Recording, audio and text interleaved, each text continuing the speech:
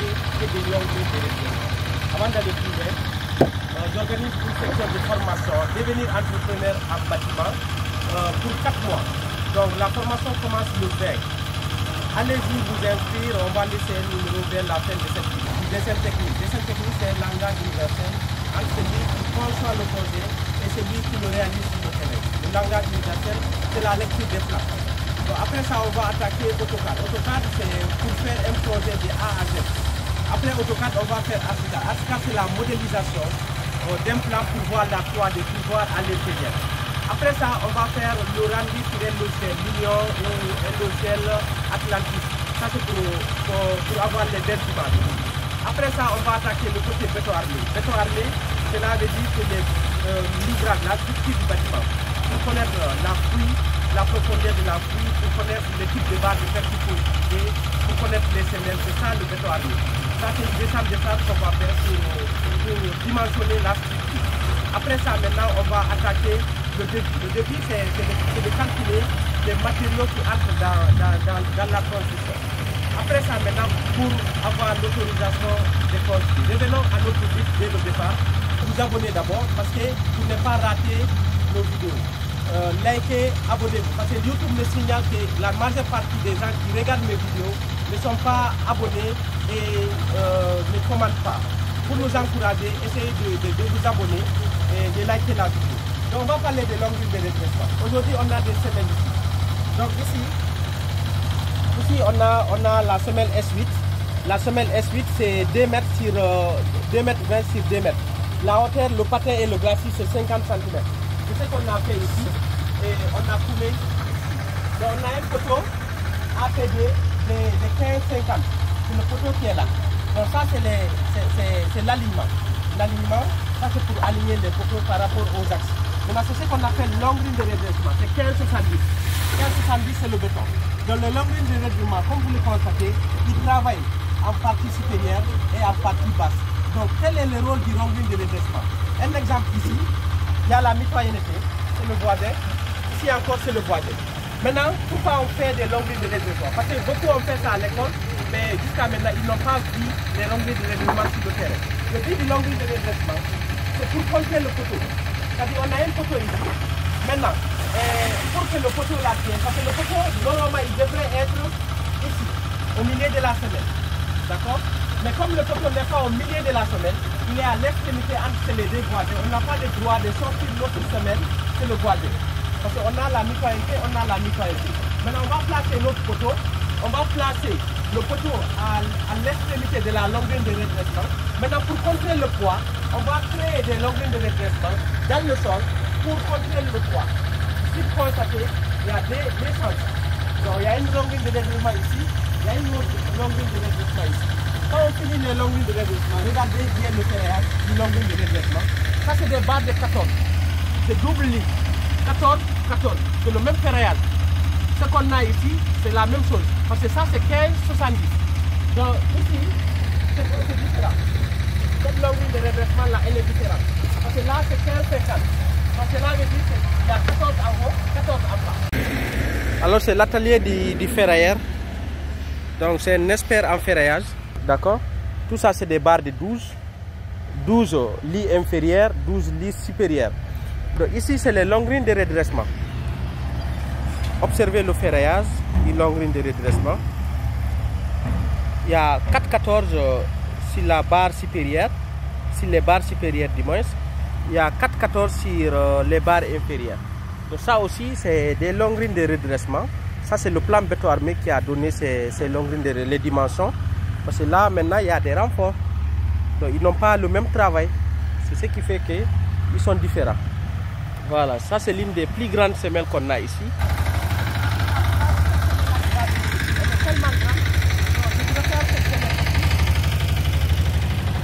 La semelle, c'est 6 mètres 60 sur 3 mètres 50 fois 60. 60, c'est patin et glacis. Donc, cette semelle, elle va être logée ici. D'accord? On va tourner cette semelle et mettre ça. Si vous constatez bien sur le plan, donc on a 3 poteaux. S1, on a 3 poteaux. C'est ce qui a fait que c'est ce qu'on appelle des semelles jumellées. On a jumellé ces 3 poteaux. Nous voilà à la fin de cette vidéo. N'oubliez pas de liker, de partager et surtout d'aimer la page, c'est la plus qui gagne. Ciao, ciao.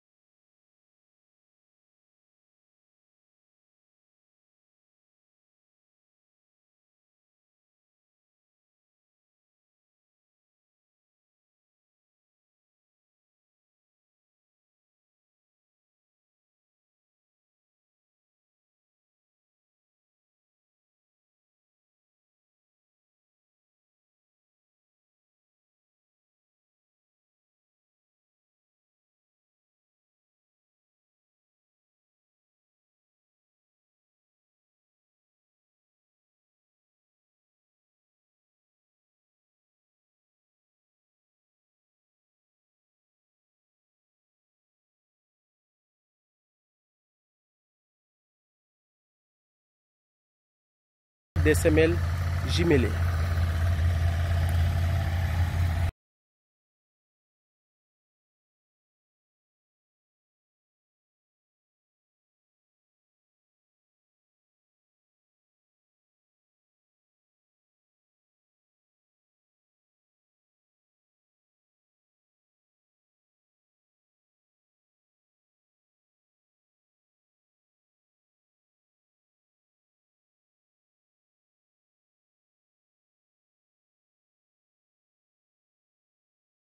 Avant de construire votre maison, il faut vous baser sur le plan de situation. Le plan de situation vous montre les dimensions et les limites de vos voisins. Parce qu'il y a la mitoyenneté.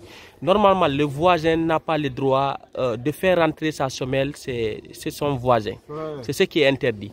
Donc pour éviter ça, il faut tout faire pour faire des longrines de redressement et faire des semelles excentrées. Les semelles excentrées, ce sont des semelles qu'on va mettre vers chez nous et que la limite se limite juste vers... Parce que là, si vous remarquez, c'est trop risqué. Normalement, le voisin, il n'a pas le droit de sortir sa semelle. Donc nous, parce qu'on a un poteau ici, on a un deuxième poteau un peu devant, donc on sera obligé de casser son longrine de redressement pour sa semelle, pour mettre... On sera obligé de casser la semelle du voisin pour mettre notre longrine de redressement.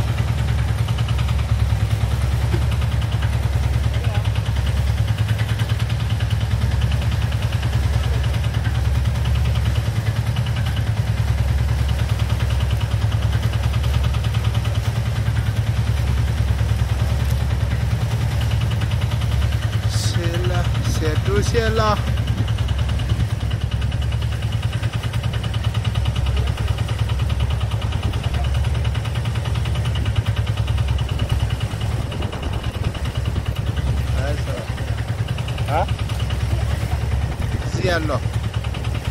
Patron ni. Patron wuy leen. Wolu ko nek ci do. Ala bon len ko.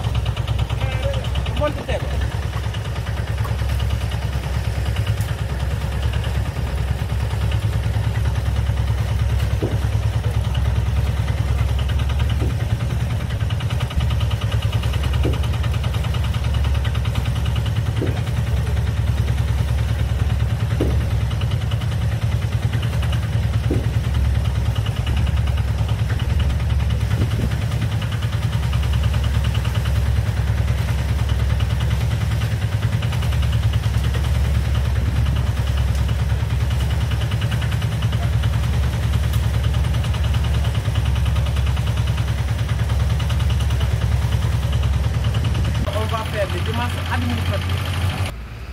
Donc ça c'est les cales à béton qu'on a fait.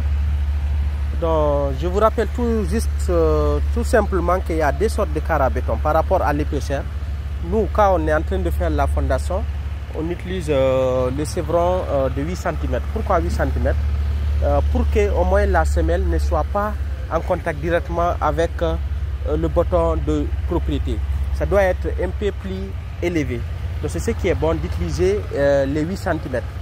Donc si c'est au niveau des poutres, des poteaux maintenant, c'est mieux d'utiliser 3 cm ou 2,5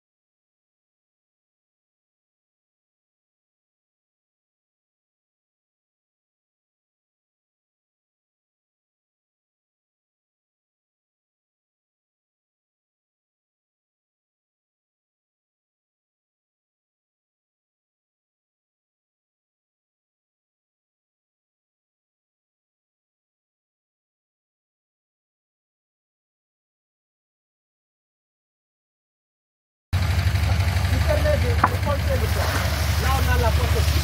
Maintenant, revenons sur le béton de propriété. Le béton de propriété, c'est très important. Avant de faire le béton de propriété d'abord, il faut d'abord creuser, vous mettez une couche de sable d'île. Si vous mettez une couche de sable d'île, vous compactez bien. Après, vous mettez une couche de béton de propriété de 5 cm. Donc 5 cm, vous coulez votre béton de propriété. Vous attendez pendant 2 jours ou 3 jours bien arrosé. Après, vous venez, vous retracez sur la semelle pour faire le coffrage maintenant et vous faites le ferraillage. Revenons sur le ferraillage, vous allez voir la semelle. Voilà, deux gars.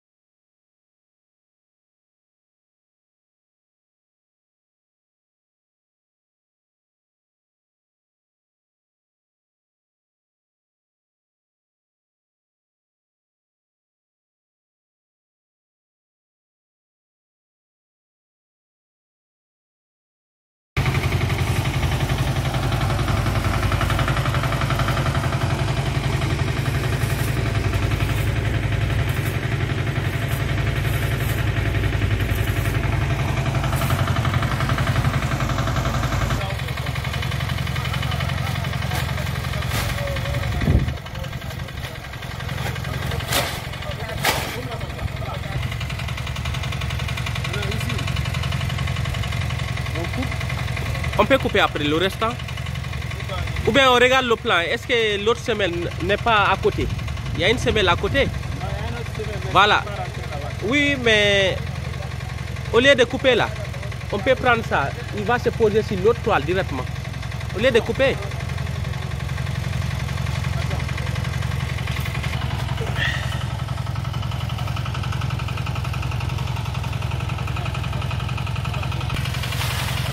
Juste à l'angle là-bas, oui. Ouais.